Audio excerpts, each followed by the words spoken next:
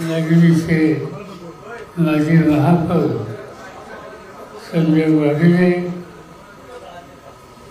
यशवंत फायबुले विनोद फावले आदित्य कुचे शैलेश कसे नासिर शेख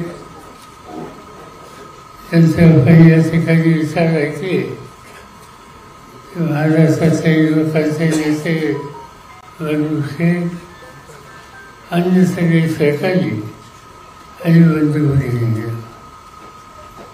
बऱ्याच दिवसातून आज लोणावळ्यामध्ये याची संधी व्हायला मिळाली. रस्त्याने आठवड्यातून एकदा तरी जात असतो, पण अलीकडे काही या ठिकाणी थांबले नसतो. गेल्या अनेक वर्षाचा संबंध या नगरीचा आणि या तालुक्याचा माझा स्वतःचा आहे. कालच देशाचे गृहमंत्री आपल्या राज्यात आले होते आणि तिथं मुंबईत एक भाषण झालं. त्या भाषणामध्ये त्यांनी सांगितलं की 50 वर्ष महाराष्ट्रावर शरद पवार या ठिकाणी बसले. त्यांचा आभारी 50 वर्ष लोकांनी मला निवडून दिलं हे त्यांनी मान्य केलं. आज यंदाच्या वर्षी महाराष्ट्राच्या विधिमंडळातून जाऊन पहिल्यांदा आमदार म्हणून निवडून येऊन नंतर खासदार, नंतर मुख्यमंत्री, नंतर केंद्रीय मंत्री, नंतर राज्यसभा, हा सगळा काळ जर बघितला तर तो 56 वर्ष आहे.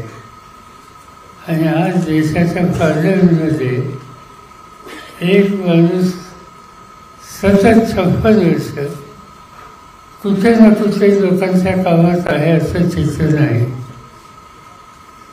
आणि ते चित्र माझ्याबद्दल तुम्ही लोकांनी तयार केलं. तुम्हा लोकांची साथ होती. लोणावळा शहर गांधी नेहरूच्या विचाराचं शहर होतं आणि महाबळ तालुका एका बाजूने गांधी नेहरूचा विचार, दुसऱ्या बाजूने जनसंघाचा विचार.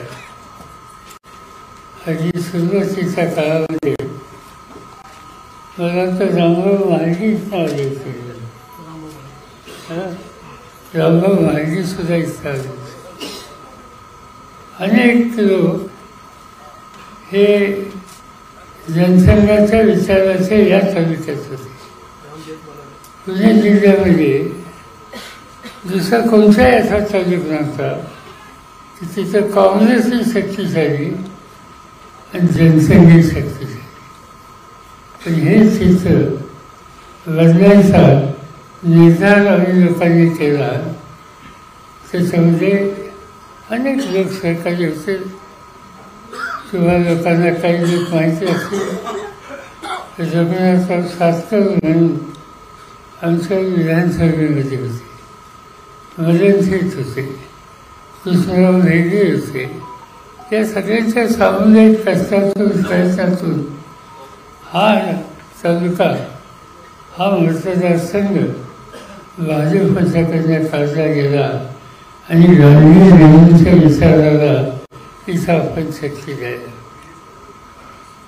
महाराष्ट्रामध्ये एक वेगळी स्थिती निर्माण झाली आणि त्यामधून राष्ट्रवादी काँग्रेस पक्षाची स्थापना आम्ही लोकांनी केली. ही स्थापना करत असताना विचारधारा ही बदलली नाही. विचारधारा ही गांधी नेहरूंची. आज देशाची सत्ता ज्यांच्या हातामध्ये आहे ते गांधींचं नाव घेतात आणि जवाहरलाल नेहरूंना शिव्या घालतात. हा देश स्वातंत्र्याच्या पूर्ण काळामध्ये स्वातंत्र्य देण्याच्यासाठी ज्यांनी कष्ट केले, ज्यांनी आयुष्याचा उमेदीचा काळ इंग्रजांच्या तुरुंगामध्ये घालवला, ज्यांनी गांधींचं नेतृत्व स्वीकारलं, सुभाषबाबूंचं नेतृत्व स्वीकारलं, तसं जवाहरलाल नेहरूंचं सुद्धा नेतृत्व आणि योगदान या देशाच्या स्वातंत्र्याच्यासाठी होते. आणि देश स्वतंत्र करण्याच्यासाठी ज्यांनी कष्ट केले, पुढाकार केले, त्याची नोंद ही जाणकारांनी घ्यायची असते. आणि देशाचे प्रधानमंत्री आज सगळ्यात जास्ती का की जवाहरलाल नेहरू आणि त्यांच्या विचारावर करत असतात. त्याची गमतीची गोष्ट आहे. आज आपण रोज बघतो, आज देशाचे प्रधानमंत्री प्रत्येक दिवशी एक वर्तमानपत्र काढला, त्याच्यात पूर्ण फार जाहिरात आहे की नाही, रोज जाहिरात आहे.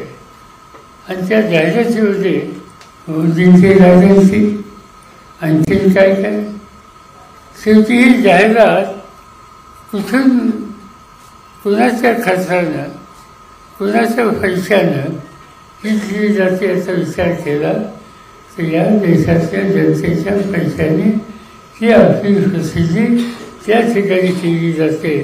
आणि हे ग्रस्त आज देशाच्या जनतेला गॅरंटी द्यायला निघाली. कशी गॅरंटी? आज या देशामध्ये शेतीचं उत्पादन वाढवायचं. माझ्याकडे 10 वर्ष देशाच्या शेतीचं काम होतं आणि मला आठवतं की ज्या दिवशी मी शपथ घेतली मंत्रिपदाची, ती शपथ घेऊन आलो घरी आणि पहिली फाईल माझ्याकडे आली की अमेरिकेतनं गहू आयात करायचं. मी सही केली नाही.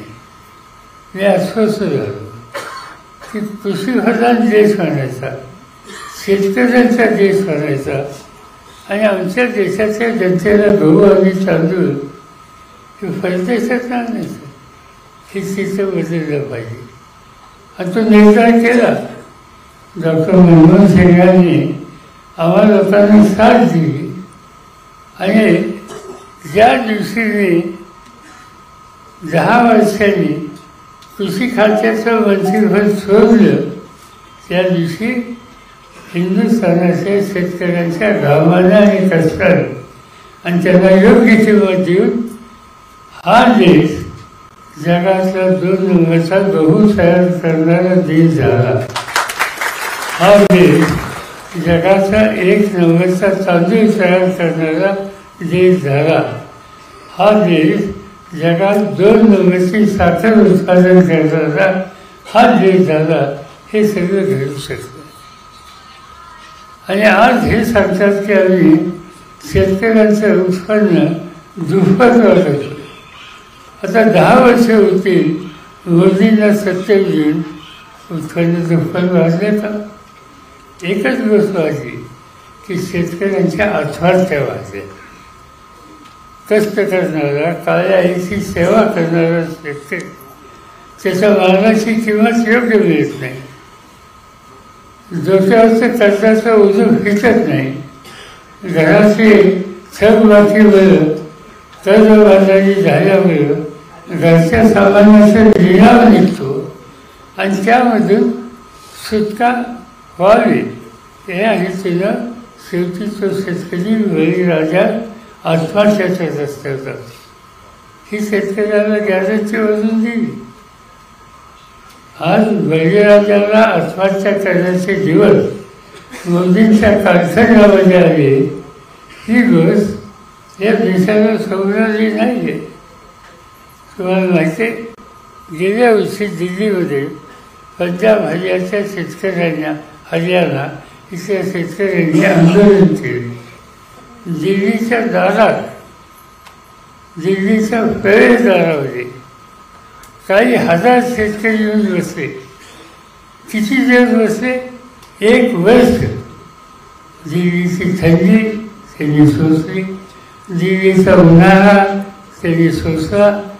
आमच्या प्रश्नाची सोडवणूक झाल्याशिवाय उठणार नाही ही भूमिका घेतली. या देशाचा शेतकरी देशाच्या राजधानीवर 1 वर्ष धरत असतो, हजारोच्या संख्येनं. आणि शेवटी त्याची थापून चर्चा सरकारने केली आणि त्यांनी आपलं आंदोलन थांबवलं.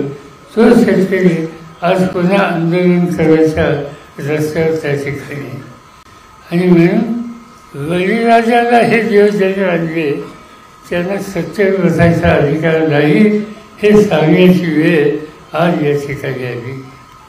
प्रधानमंत्र्यांनी सांगितलं की आमच्या हातामध्ये सत्ता द्या, आम्ही देशाची बेकारी घालवतो. आज या देशामध्ये ज्या तरुण मुलांना नोकरी नाही असे कोणत्याही सगळं नाही. बेकारी घालवण्याच्या संबंधीचा तुमचा शब्द, तुमच्या आश्वासने गेलं कुठं? पण मोठी आश्वासने द्यायची, टीका टिप्पणी करायची, याशिवाय दुसरं काही काम या राज्यकर्त्यांनी केले.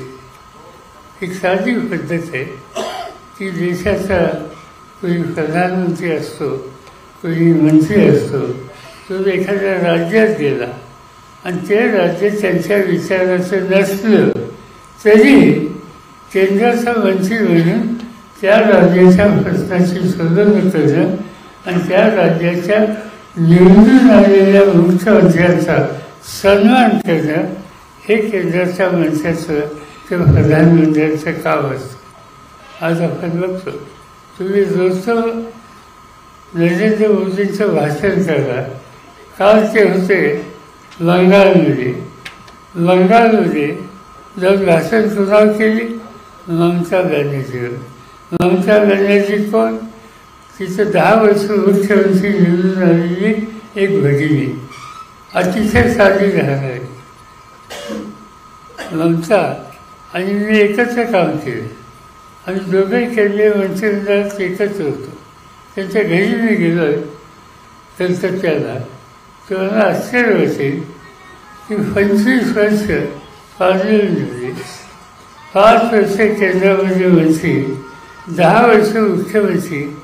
त्यांचं घर केवढं माहिती आहे? 10 बाय 10ची खोली. 10 बाय 10च्या खोलीत राहणारी एक भगिनी आज त्या राज्याचं नेतृत्व करते. लोक सन्मानाने त्याला 3-3, 4-4 वेळेला निवडून देतात, तिच्या हातामध्ये राज्य देतात. देशाच्या प्रधानमंत्र्याला अभिमान वाटला पाहिजे की आमच्या देशाची एक भगिनी एक मोठं राज्य समर्थपणाने चालवतं. पण तिचं जाऊन त्यांचं टीका टिप्पणी करणं हे लोकशाहीच्या आणि विशेषतः संसदीय लोकशाहीच्या चौकटीमध्ये बसत नाही. हे काम त्या ठिकाणी केलेलं. अनेक गोष्टी सांगता येते. आज भ्रष्टाचार हा देशाचा समोरचा विषय आणि मोदी साहेब त्याच्याबद्दल बोलतात. आमच्या त्यांनी टीका केली. महाराष्ट्रामध्ये ते एकदा आले, दिल्लीमध्ये पार्लमेंटमध्ये त्यांनी एक पुस्तक तयार केलं आणि आम्हाला सगळ्यांना दिलं. त्या पुस्तकात होतं काय? पुस्तकात हे होतं की भाजपची सत्ता नव्हती त्यावेळेला, म्हणजे आमची सत्ता होती त्या काळात किती चुकीच्या गोष्टी या देशात झाल्या. आणि त्याची पहिली गोष्ट दिली की महाराष्ट्रामध्ये मुंबईला जवानांच्यासाठी एक सोसायटी काढली, हाऊसिंग. तिचं नाव आदर्श सोसायटी. आणि त्या आदर्श हाऊसिंग सोसायटीमध्ये काँग्रेसचे त्यावेळेचे माजी मुख्यमंत्री त्यांचे हात आहेत. त्यांनी जवळच्या नातेवाईकांना तिथं जागा दिल्या आणि सत्तेचा गैर वापरला. हे नाव कोण होतं? त्यांचं नाव अशोक चव्हाण. हा आरोप पुन्हा होता अशोक चव्हाण यांच्यात होता. आणि अशोक चव्हाणांचा हा आरोप आला. 7व्या दिवशी अशोक चव्हाण भाजपमध्ये गेले, राजीनामा दिला. 15व्या दिवशी त्याला खासदार केलं. म्हणजे तुम्ही आरोप करता एका बाजूनं आणि दुसऱ्या बाजूनं स्वतःच्या पक्षात येता. भोपाळला त्यांनी भाषण केलं प्रधानमंत्र्यांनी 1 वर्षाच्या पूर्वी की राष्ट्रवादी काँग्रेस पक्ष इथं काही भ्रष्ट लोक आहेत. आणि त्यांनी सांगितलं की महाराष्ट्रामध्ये स्वावलंबी खात्यामध्ये 70,000 कोटीचा घोटाळा हा झाला. त्यांनी असं सांगितलं की महाराष्ट्रामध्ये राज्य सरकारी बँकेमध्ये घोटाळा हा आरोप त्यांनी केला राष्ट्रवादी पक्ष. मी जाहीरपणाने सांगितलं की राष्ट्रवादी काँग्रेस पक्षामध्ये असा घोटाळा कोणी केला असेल तर तुमच्या हिंमत आहे तर तुम्ही चौकशी करा. सुप्रीम कोर्टाचा माणूस नेमा, कुणी तसाचा माणूस नेमा आणि त्याच्यामार्फत ह्याची चौकशी होऊन द्या. एकदा समजून द्या दूध का दूध पाणी खाऊ पाणी आणि याचा सोड हे आहे. पण त्याच्याबद्दल का बोलत नाही. ज्यांचे आरोप केले हे घटक आज कुठे आहेत याची पाहणी तुम्ही केली पाहिजे. याचा अर्थ आहे की आज भाजप म्हणजे एक वॉशिंग मशीन झाले. वॉशिंग मशीन कपडा खराब झाला असेल मशीनमध्ये टाका, बाहेर स्वच्छ होते. आणि याच्यावर आरोप झालेले असतील, भ्रष्टाचारात असेल तर मगाशी वैभवने सांगितलं तसं भाजपच या स्वच्छ होऊन बसा आणि नेते घरी पुन्हा काम करा. आज या पद्धतीचं राजकारण आज त्यांच्या ठिकाणी केलेलं आहे. आणि म्हणून सत्तेचा एका बाजूने गैरवापर, विरोधकांच्यावरची खोटी टीका आणि त्या पद्धतीने देश मी चालवणार हे सूत्र घेऊन आज भाजप आणि विशेषतः मोदी साहेब आणि त्यांचे सरकारी देशाचं काम चाललं.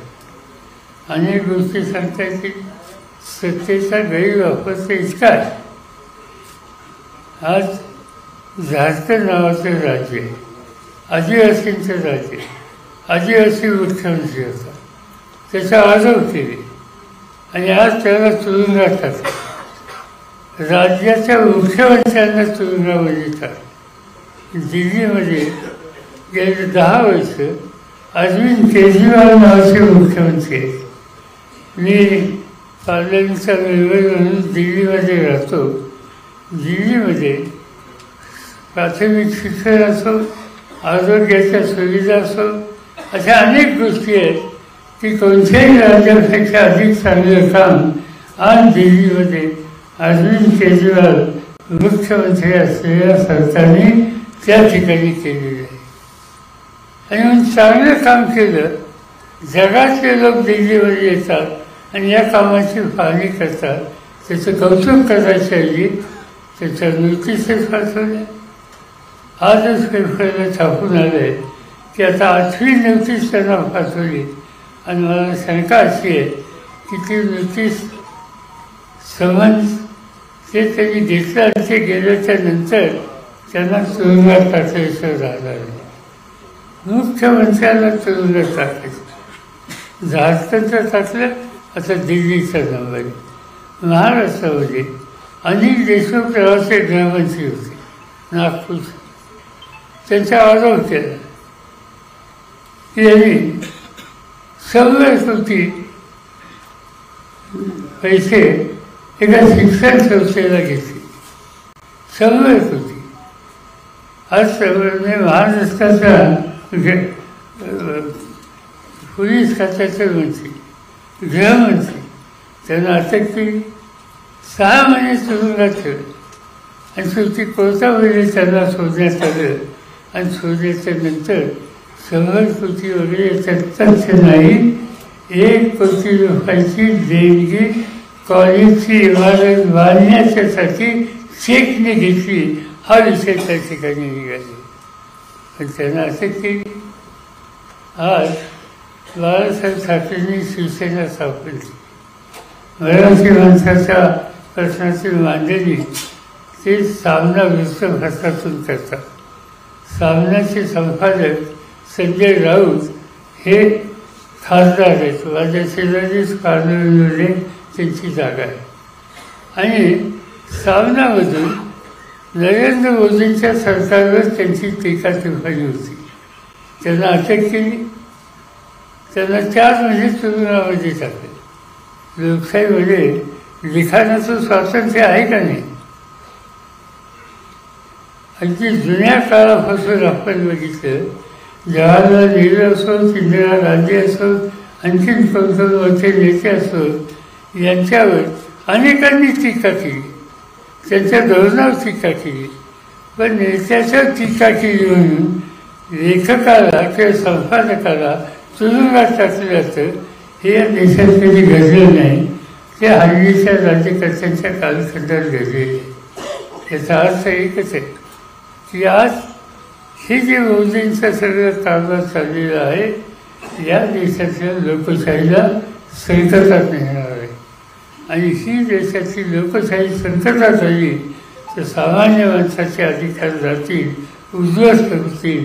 आणि म्हणून 2 गोष्टीच्यासाठी काय वाटेल ते झालं ते आपल्याला जागृत राहावं लागेल.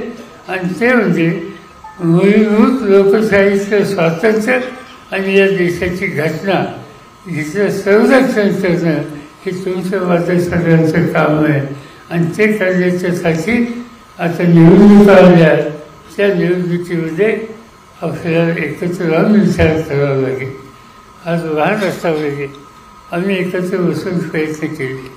मी स्वतः उद्धव ठाकरे आणि काँग्रेस पक्ष आणि काही मित्र पक्ष आम्ही घेऊन एक महाविकास आघाडीची स्थापना केली.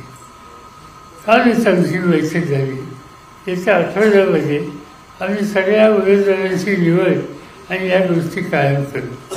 एकत्र राहून लोकांना पर्याय देऊ. माझी तुला सगळ्यांना विनंती आहे की आम्हा सगळ्यांच्या वतीनं महाराष्ट्र विकास आघाडीचे जे पुढे उमेदवार असतील त्यांच्या भाषेची तुम्ही शक्ती उभं करणं ही जबाबदारी तुम्हा सगळ्यांची. आजकाल बापना साहेब सांगत होते की इथल्या काही लोकांनी आमदारांनी आजच्या मिटिंगला तुम्ही येऊ नये यासाठी सुद्धा काही दमदाटी केली. आणखीन कोणाला टीका केली म्हणून त्यांनाही फोन करण्यात आला. तुझी गमतीची गोष्ट. लोकशाहीमध्ये एखादी गोष्ट चुकली नेत्याची तर टीका करायची नाही, जाहीर बोलायचं नाही. आणि तसं बोललं तर त्याला दमदाटी. इथे आमदारांनी तशा प्रकारची दमदाटी झाली. मला त्याला सांगायचे, बाबा रे तू आमदार कोणावर झाला? तुझ्या सगळ्याला इथं फोन आलं होतं. त्यावेळेचा पक्षाचा तुझा अध्यक्ष कोण होता? फॉर्म भरायला खून चिन्ह यासाठी नेत्याची सही जाते, ती सही माझी आहे. आणि माझ्या सही आणि तुम्ही आज त्याच पक्षाच्या त्याच विचाराच्या कार्यकर्त्यांनी जे तुम्हाला निवडून आणण्याच्यासाठी रावले, घाम घाला, आज त्यांना तुम्ही दमदाटी करता. माझी विनंती आहे, एकदा दमदाटी दिली तर वास. पुन्हा असं काही केलं तर शरद पवार म्हणतात त्यांना काळजी करू. मी या रस्त्याने कधी जात नाही, पण या रस्त्याने जाण्याची स्थिती कुणी निर्माण केली तर सोडत नाही. आज तुम्ही लोकांनी या ठिकाणी आम्हाला सगळ्यांना आग्रहानं बोलवलं, तुमच्याशी बोलायची, संवाद साधायची संधी दिली, त्याबद्दल आपल्या सगळ्यांचा मी आमच्या कणापासून आभारी आहे. हे जे आमचे 3 पक्ष आहेत, तिघांच्या ज्या खुणा आहेत, ज्याचा उमेदवार येईल त्याचा विचार करा. एक खून शिवसेनेची मशाल आहे.